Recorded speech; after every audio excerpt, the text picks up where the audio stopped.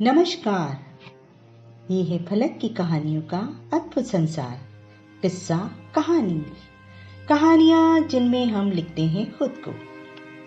मैं हूं अलका निगम और आपको सुना रही हूं मशहूर लेखक सआदत हसन मंटो की कहानी टिटवाल का कुत्ता।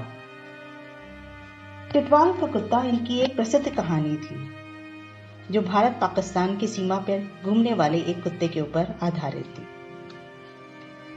इसका अनुवाद शब्बू यादव ने किया था। सआदत हसन मंटो अपनी विशिष्ट शैली के लिए जाने जाते थे।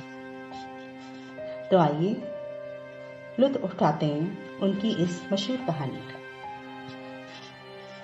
कई दिनों से दोनों तरफ से सिपाही अपने अपने मोर्चे पर जमे हुए थे। दिन में इधर और उधर से 10-12 गोलियां चल ही जाती, जिनकी आवाज के साथ कोई इंसानी चीख बुलंद नहीं होती थी। मौसम बहुत खुशनुमा था। हवा जंगली फूलों की महक में बसी हुई थी। पहाड़ियों की ऊंचाइयों और ढलानों पर लड़ाई से बेखबर कुदरत अपने रोज रोज के काज में व्यस्त थी। चिड़ियां उसी तरह चहचहाती थीं, फूल उसी तरह खिल रहे थे और धीमी गति से उड़ने वाली मधुमक्खियां उसी पुराने ढंग से उन पर ऊंघ ऊंघ कर रस चूसती थी। जब गोलियां चलने पर पहाड़ियों में आवाज गूंजती और चहचहाती हुई चिड़ियां चौंक कर उड़ने लगती, मानो किसी का हाथ साज के गलत तार से जा टकराया हो और उनके कानों को ठेस पहुंचती हो। सितंबर का अंत अक्टूबर की शुरुआत से बड़े ही गुलाबी ढंग से गले मिल रहा था। ऐसा लगता था कि जाड़े और गर्मी में सुलह सफाई हो रही है। नीले नीले आसमान पर धुनी हुई रुई जैसे पतले पतले और हल्के हल्के बादल यूं तैरते थे जैसे अपने सफेद पजरों में नदी की सैर कर रहे हैं। पहाड़ी मोर्चों पर दोनों ओर से सिपाही कई दिनों से बड़ी ऊब महसूस कर रहे थे कि कोई निर्णयात्मक बात क्यों नहीं होती। ऊब कर उनका जी चाहता कि मौका बेमौका एक दूसरे को शेर सुनाए। कोई ना सुने तो ऐसे ही गुनगुनाते रहे। वे पथरीली जमीन पर औंधे या सीधे लेटे रहते और जब हुक्म मिलता 1-2 फायर कर देते। दोनों मोर्चे बड़े सुरक्षित स्थान पर थे। गोलियां पूरे जोर से आती और पत्थरों की ढाल से टकराकर वहीं चित्त हो जाती। दोनों पहाड़ियों की ऊंचाई जिन पर ये मोर्चे थे लगभग एक ही जैसी थी। बीच में छोटी सी हरी भरी घाटी थी जिसके सीने पर एक नाला मोटे सांप सा लौटता रहता था। हवाई जहाजों का कोई खतरा न था। तोपें ना इनके पास थी ना उनके पास थी, इसलिए दोनों तरफ बेखटके आग लगाई जाती थी। उससे धुएं के बादल उठते और हवाओं में घुल मिल जाते। रात को चूंकि खामोशी थी, इसलिए कभी कभी दोनों मोर्चों के सिपाहियों को किसी बात पर लगाए हुए एक दूसरे के ठहाके सुनाई दे जाते थे। कभी कोई लहर में आकर गाने लगता तो दूसरी तरफ आवाज ऐसे गूंजती लगता मानो पहाड़ियां सबक दोहरा रही हैं। चाय का दौर खत्म हो चुका था। पत्थरों के चूल्हे में चीड़ के हल्के हल्के कोयले करीब करीब ठंडे हो चुके थे। आसमान साफ था। मौसम में खुनकी सी थी। हवा में फूलों की महक नहीं थी, जैसे रात को उन्होंने अपने इत्रदान बंद कर लिए थे। अलबत्ता चीड़ के पसीने यानी बेरोजे की बू थी, पर यह भी कुछ ऐसी नागावार नहीं थी। सब कंबल ओढ़े सो रहे थे, पर कुछ इस तरह कि हल्के से इशारे पर उठकर लड़ने मरने के लिए तैयार हो सकते थे। जमादार हरनाम सिंह खुद पहरे पे था। उसकी रास को घड़ी ने 2 बजे तो उसने कंडा सिंह को जगाया और पहरे पर खड़ा कर दिया। उसका जी चाहता था कि सो जाए, पर जब लेटा तो आंखों से नींद को इतना दूर पाया जितने कि आसमान में सितारे थे। जमादार हरनाम सिंह चित लेटा उनकी तरफ देखता और फिर गुनगुनाने लगा, तेरे लिया सितारिया वाली, सितारिया वाली, वे हर राम सिंह यारा, भावे तेरी मही बिक जाए। और हरनाम सिंह को आसमान पर हर तरफ सितारों वाले जूते बिखरे नजर आए जो झिलमिल कर रहे थे। जुतियाल दिया सितारे वाली, सितारे वाली, निहर राम कार हनारे, भावे मेरी वही बिक जाए। यह गाकर वह मुस्कुराया। फिर यह सोचकर नींद नहीं आएगी, उसने उठकर और सबको जगा दिया। नार के जिक्र ने उसके दिमाग में हलचल पैदा कर दी थी। वह चाहता था कि ऊटपटांग बातें हों, जिससे इस गीत की हरनाम कौरी कैफियत पैदा हो जाए। चुनांचे बातें शुरू हुई पर उखड़ी उखड़ी रही। बंता सिंह जो उन सब में कम उम्र का था और जिसकी आवाज सबसे अच्छी थी, एक तरफ हटके बैठ गया।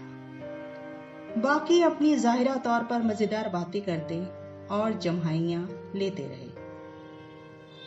थोड़ी देर बाद बंता सिंह ने एक सोज भरी आवाज में हीर गाना शुरू कर दिया। हीर आख्या जोगिया झूठ बोले, कौन रूठले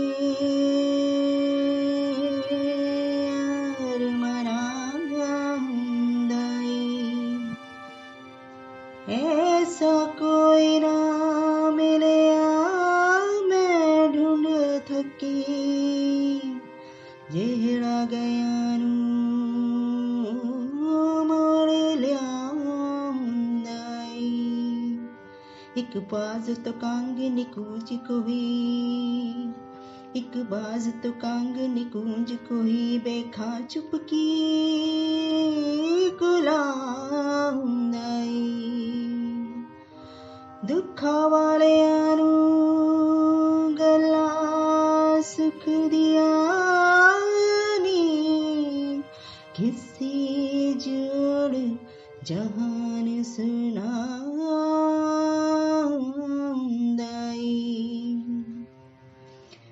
फिर कुछ रुककर उसने हीर की इन बातों का जवाब रांझे की जवाब में गाया।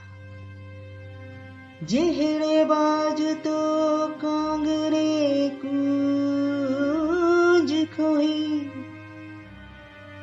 सब शुक्र कर बाज पना हुआ।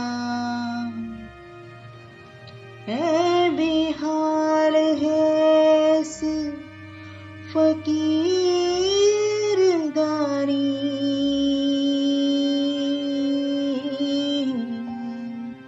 धन माल गया ते तबाह हुआ। कर सदकते कम मालूम होवे, तेरा रब रसूल गवाह होया। दुनिया छट दासियां पहन लैया, सैयद वारिस हुण वारिस शाह होया। बंता सिंह ने जिस तरह एकदम से गाना शुरू किया था, उसी तरह वह एकदम से खामोश हो गया। ऐसा लगता था कि खाकी पहाड़ियों ने भी उदासियां पहन ली हैं। जमादार हरनाम सिंह ने थोड़ी देर के बाद किसी अनदेखी चीज को मोटी सी गाली दी और लेट गया। सहसा रात की आखिरी पहर की उदास उदास फिजा में एक कुत्ते के भौंकने की आवाज गूंजी। सब चौंक पड़े। आवाज करीब से आई थी।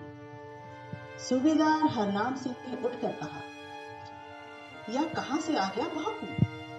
कुत्ता फिर भौंका। अब उसकी आवाज और भी नजदीक से आई थी। कुछ पलों के बाद दूर झाड़ियों में आहट हुई। बंता सिंह उठा और उसकी तरफ बढ़ा।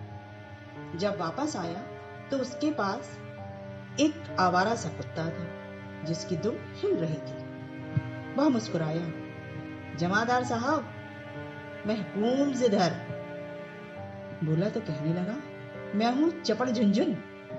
सब हंसने लगे। जमादार हरनाम सिंह ने कुत्ते को पुचकारा, इधर आ चपड़ झुनझुन।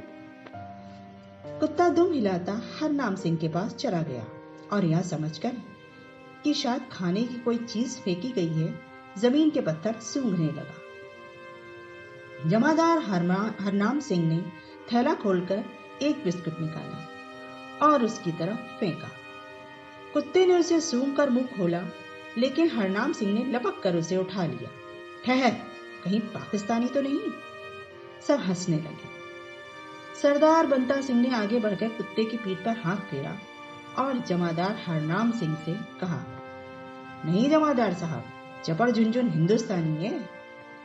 जमादार हरनाम सिंह हंसा और कुत्ते से मुखातिब हुआ, निशानी दिखा ओए।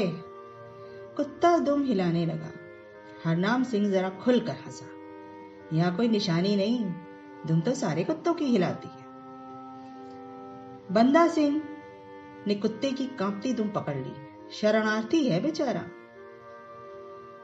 जमादार हरनाम सिंह ने बिस्कुट फेंका जो कुत्ते ने झट से दबोच लिया। एक जवान ने अपने बूट की एड़ी से जमीन खोदते हुए कहा, अब कुत्तों को भी या तो हिंदुस्तानी होना पड़ेगा या पाकिस्तानी। जमादार ने अपने थैले से एक और बिस्किट निकाला और फेंका। पाकिस्तानियों की तरह पाकिस्तानी कुत्ते भी गोली से उड़ा दिए जाएंगे। एक ने जोर से नारा लगाया, हिंदुस्तान जिंदाबाद। कुत्ता जो बिस्कुट उठाने के लिए आगे बढ़ा था, डर कर पीछे हट गया। उसकी दुम टांगों के अंदर घुस गई। जमादार हरनाम सिंह हंसा, अपने नारे से क्यों डरता है चपड़ झुनझुन, खा ले, एक और ले। उसने थैले से एक और बिस्किट निकालकर उसे दिया। बातों बातों में सुबह हो गई। सूरज निकलने का इरादा ही कर रहा था कि चारों ओर उजाला हो गया। जिस तरह बटन दबाने से एकदम से बिजली रोशन होती है, उसी तरह सूरज की किरणें देखते देखते उस पहाड़ी इलाके में फैल गई जिसका नाम टिटवाल था। इस इलाके में काफी देर से लड़ाई चल रही थी। एक एक पहाड़ी के लिए दर्जनों जवानों की जानें जाती थी, फिर भी कब्जा खैर यकीनी होता था। आज यह पहाड़ी उनके पास है, कल दुश्मन के पास, परसों फिर काबिज में, तो दूसरे दिन परवा दूसरों के पास चली जाती थी। जमादार हरनाम सिंह ने दूरबीन लगाकर आसपास का जायजा लिया। सामने पहाड़ी में धुआं उठ रहा था। इसका मतलब यह था कि चाय वगैरह तैयार हो रही है। इधर भी नाश्ते की फिक्र हो रही थी, आग सुलगाई जा रही थी। उधर वालों को भी निश्चय ही उधर से धुआं उठता दिख रहा था। नाश्ते पर सब जवानों ने थोड़ा थोड़ा कुत्ते को दिया, जो उसने खूब पेट भर के खाया। सब उसमें दिलचस्पी ले रहे थे, जैसे वे उसको अपना दोस्त बनाना चाहते हो।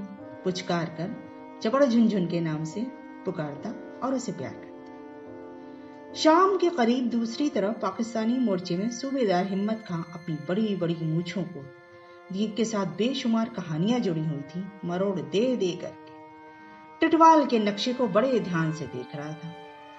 उसके साथ ही वायरलेस ऑपरेटर बैठा था और सूबेदार हिम्मत खान के लिए प्लाटून कमांडर के निर्देश प्राप्त कर रहा था।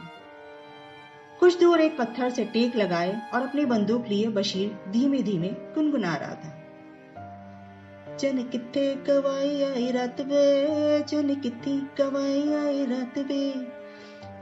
बशीर ने मजे में आकर आवाज जरा ऊंची की तो सूबेदार हिम्मत खां की कड़क आवाज सुनाई पड़ी, ओए कहाँ रहा तू रात भर? बशीर ने सवालिया नजरों से हिम्मत खां को देखना शुरू किया तो बशीर के बजाय किसी और से मुखातिब था। बता ओए। बशीर ने देखा कुछ फासले पर वह आवारा कुत्ता बैठा था जो कुछ दिन हुए उनके मोर्चे में बिन बुलाए मेहमान की तरह आया था और वहीं टिक गया था। बशीर मुस्कुराया और कुत्ते को संबोधित कर बोला, चने किथे कवाई आई रातिए, चने किथे कवाई। कुत्ते ने जोर से दुम हिलाना शुरू किया जिससे पथरीली जमीन पर झाड़ू फिरने लगी। सूबेदार हिम्मत खां ने कंकड़ उठा करके कुत्ते की तरफ फेंका। साले को दुम हिलाने के सिवा कुछ आता नहीं। बशीर ने एकदम कुत्ते की तरफ गौर से देखा। इसकी गर्दन में क्या है? यह कहकर वह उठा, पर इससे पहले एक और जवान के कुत्ते को पकड़कर उसकी गर्दन में बंधी हुई रस्सी उतारी। उसमें गत्ते का एक टुकड़ा पिरोया हुआ था जिस पर कुछ लिखा था। सूबेदार हिम्मत खां ने यह टुकड़ा लिया और अपने जवानों से कहा, हैं, जानता है तुम में से कोई पढ़ना? बशीर ने आगे बढ़कर गत्ते का टुकड़ा लिया। हाँ, कुछ कुछ पढ़ लेता हूं। और उसने बड़ी मुश्किल से अक्षर जोड़ जोड़ कर यह पढ़ा, चप चपड़ झुन झुन चपड़ झुन झुन। यह क्या हुआ? सूबेदार हिम्मत खां ने अपनी बड़ी बड़ी ऐतिहासिक मूंछों को जबरदस्त मरोड़ दिया। कोड वर्ड होगा कोई। फिर उसने बशीर से पूछा, कुछ और लिखा है रे बशीर? बशीर ने जो अक्षर जोड़ने में लगा था जवाब दिया, जी हाँ, यह हिंदुस्तानी कुत्ता है। सूबेदार हिम्मत खां ने सोचना शुरू किया, मतलब क्या हुआ इसका? क्या पढ़ा था तुमने? चपड़? बशीर ने जवाब दिया, चपड़ झुनझुन। एक जवान ने बहुत बुद्धिमान बनते हुए कहा, जो बात है इसी में है। सूबेदार हिम्मत खां को यह बात माकूल लगी। हाँ, कुछ ऐसा ही लगता है। बशीर ने कत्ते पर लिखी हुई पूरी इबादत पढ़ी। चपड़ झुनझुन या हिंदुस्तानी कुत्ता है। सूबेदार हिम्मत खां ने वायरलेस सेट लिया और कानों पर हेडफोन लगाकर प्लाटून कमांडर से खुद उस कुत्ते के बारे में बातचीत की। वह कैसे आया था, किस तरह उनके पास कई दिन तक पड़ा रहा, फिर यकायक गायब हो गया और रात भर गायब रहा। अब आया है तो उसके गले में एक रस्सी नजर आई जिसमें गत्ते पर एक टुकड़ा है। उस पर जो इबारत लिखी थी वह उसने 3-4 बार दोहराकर प्लाटून कमांडर को सुनाई, पर कोई नतीजा न हासिल हुआ। बशीर अलग कुत्ते के पास बैठकर उसे कभी पुचकार कर, कभी डरा धमका कर पूछता रहा कि वह रात कहाँ गायब रहा और उसके गले में वह रस्सी और गत्ते का टुकड़ा किसने बांधा था। पर कोई मनचाहा जवाब न मिला। वो जो सवाल न करता उसके जवाब में कुत्ता अपनी दुम हिला देता। आखिर गुस्से में बशीर ने उसे पकड़ लिया और जोर का झटका दिया। कुत्ता तकलीफ के कारण चाऊ चाऊ करने लगा। वायरलेस से निपटकर सूबेदार हिम्मत खां ने कुछ देर नक्शे को गौर से देखा, फिर निर्णयात्मक भाव से उठा और सिगरेट की डिबिया का ढक्कन खोलकर बशीर को दिया। बशीरे, लिख इस पर गुरमुखी में, उन कीड़े मकोड़ों में। बशीर ने सिगरेट की डिबिया का गत्ता लिया और पूछा, क्या लिखूं सूबेदार साहब? सूबेदार हिम्मत खां ने मूंछों को मरोड़े देकर सोचना शुरू किया। लिख दे, बस लिख दे, यह कहकर उसने जेब से पेंसिल निकालकर बशीर को दी। क्या लिखना चाहिए? उसने जैसे खुद से पूछा। बशीर पेंसिल की नोक को होंठ से लगाकर सोचने लगा, फिर यकायक सवालिया अंदाज में बोला, सपड़ सुनसुन। लेकिन फौरन ही संतुष्ट होकर उसने निर्णय भरे लहजे में कहा, चपड़ झुनझुन का जवाब सपड़ सुनसुन ही हो सकता है। क्या याद करेंगे अपनी माँ के सिकड़े। बशीर ने पेंसिल सिगरेट की डिबिया पर जमाई, सपड़ सुन सुन, 16 आने, लिख सब सपड़ सुन सुन। यह कहकर सूबेदार हिम्मत खां ने जोर का ठहाका लगाया और आगे लिखा, यह पाकिस्तानी कुत्ता है। सूबेदार हिम्मत खां ने गत्ता बशीर के हाथ से ले लिया, पेंसिल से उसमें एक छेद किया और रस्सी में पिरोकर कुत्ते की तरफ बढ़ा। ले जा यह अपनी औलाद के पास। यह सुनकर सब जवान खूब हंसे। सूबेदार हिम्मत खां ने कुत्ते के गले में रस्सी बांध दी। वह इस बीच अपनी दुम हिलाता रहा। इसके बाद सूबेदार ने उसे कुछ खाने को दिया और नसीहत करने के अंदाज में बोला, देखो दोस्त, गद्दारी मत करना, याद रखो गद्दारी की सजा मौत होती है। कुत्ता दुम हिलाता रहा। जब वह अच्छी तरह खा चुका तो सूबेदार हिम्मत खां ने रस्सी से पकड़कर उसका रुख पहाड़ी की इकलौती पगडंडी की तरफ फेरा और कहा, जाओ हमारा खत दुश्मनों तक पहुंचा दो, मगर देखो वापस आ जाना, यह तुम्हारे अफसर का हुक्म है, समझे। कुत्ते ने अपनी दुम हिलाई और आहिस्ता आहिस्ता पगडंडी पर जो बल खाती हुई नीचे पहाड़ी के दामन में जाती थी चलने लगी। सूबेदार हिम्मत खां ने अपनी बंदूक उठाई और हवा में फायर किया। फायर और उसकी गूंज दूसरी तरफ हिंदुस्तानियों के मोर्चे में सुनी गई। इसका मतलब उनकी समझ में न आया। जमादार हरनाम सिंहा पता नहीं किस बात पर चिड़चिड़ा हो रहा था। यह आवाज सुनकर और भी चिड़चिड़ा हो गया। उसने फायर का हुक्म दे दिया। आधे घंटे तक दोनों मोर्चों से गोलियों की बेकार बारिश होती रही। जब इस शगल से उकता गया तो जमादार हरनाम सिंह ने फायर बंद करा दिया और दाढ़ी में कंघी करनी शुरू कर दी। इससे छुट्टी पाकर उसने जाली के अंदर सारे बाल बड़े सलीके से जमाए और बंता सिंह से पूछा, ओए बंता, चपड़ झुनझुन कहाँ गया? बंता सिंह ने चीड़ की सूखी लकड़ी के बिरोजे को अपने नाखूनों से अलग करते हुए कहा, पता नहीं। जमादार हरनाम सिंह ने कहा, कुत्ते को घी हजम नहीं हुआ। बंता सिंह इस मुहावरे का मतलब नहीं समझा। हमने तो उसे घी की कोई चीज नहीं खिलाई थी। यह सुनकर जमादार हरनाम सिंह बड़े जोर से हंसा। ओए अनपढ़, तेरे साथ बात करना तो 95 का घाटा है। तभी वह सिपाही जो पहरे पर था और दूरबीन लगाए इधर उधर देख रहा था, एकदम चिल्लाया, वाह वाह, आ रहा है। सब चौंक पड़े। जमादार हरनाम सिंह ने पूछा, कौन? पहरे के सिपाही ने कहा, क्या नाम था उसका? चपड़ झुनझुन। चपड़ झुनझुन? यह कहकर जमादार हरनाम सिंह उठा। क्या कर रहा है वो? पहरे के सिपाही ने जवाब दिया, आ रहा है। जमादार हरनाम सिंह ने दूरबीन उसके हाथ से ले ली और देखना शुरू किया। इधर ही आ रहा है, रस्सी बंधी हुई है गले में, लेकिन यह तो उधर से आ रहा है, दुश्मन के मोर्चे से। कहकर उसने कुत्ते की मां को बहुत बड़ी गाली दी। इसके बाद उसने बंदूक उठाई और निशाना बांधकर फायर किया। निशाना चूक गया। गोली कुत्ते के कुछ फासले पर पत्थरों की किरचें उड़ाती जमीन में दफन हो गई। कुत्ता सहम कर रुक गया। दूसरे मोर्चे में सूबेदार हिम्मत खां ने दूरबीन में से देखा कि कुत्ता पगडंडी पर खड़ा है। एक और फायर हुआ तो वह दुम दबाकर उल्टी तरफ भागा, सूबेदार हिम्मत खां के मोर्चे की तरफ। सूबेदार ने जोर से पुकारा, बहादुर डरा नहीं करते, चल वापस। और उसे डराने के लिए एक फायर किया। कुत्ता रुक गया। उधर से जमादार हरनाम सिंह ने बंदूक चलाई। गोली कुत्ते के कान के पास से सनसनाती हुई गुजर गई। उसने उछलकर जोर जोर से दोनों कान फटफटाने चालू कर दिए। उधर से सूबेदार हिम्मत खां ने दूसरा फायर किया। गोली उसके अगले पंजों के पास पत्थरों में धंस गई।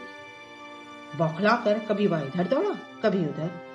इसी बौखलाहट में हिम्मत खां और हरनाम सिंह दोनों बहुत खुश हुए, खूब ठहाके लगाते रहे।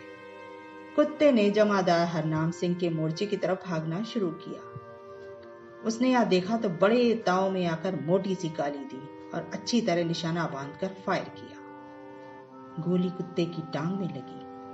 आसमान को चीरती एक चीख बुलंद हुई। कुत्ते ने अपना रुख बदला। लंगड़ा लंगड़ा कर सूबेदार हिम्मत खां के मोर्चे की तरफ दौड़ने लगा तो उधर से भी फायर हुआ, पर वह सिर्फ डराने के लिए किया गया था। हिम्मत खां फायर करते ही चिल्लाया, बहादुर बहादुर परवाह नहीं किया करते जख्मों की, खेल जाओ अपनी जान पर, जाओ जाओ। कुत्ता फायर से घबराकर मुड़ा, उसकी एक टांग बिल्कुल बेकार हो गई थी। बाकी 3 टांगों की मदद से उसने खुद को चंद कदम दूसरी ओर घसीटा था कि जमादार हरनाम सिंह ने निशाना ताककर गोली चलाई, जिसने उसे वहीं ढेर कर दिया। सूबेदार हिम्मत खान ने अफसोस के साथ कहा, शहीद हो गया बेचारा। जमादार हरनाम सिंह ने बंदूक की गर्म नाली अपने हाथ में ली और कहा, वही मौत मरा जो कुत्ते की हो। बस ये कहानी इतनी है। अभी आप सुन रहे थे मेरी यानी अलका निगम की आवाज में सुप्रसिद्ध लेखक सआदत हसन मंटो की कहानी टिटवाल का कुत्ता। फिर मिलते हैं एक नई कहानी के साथ। नमस्कार।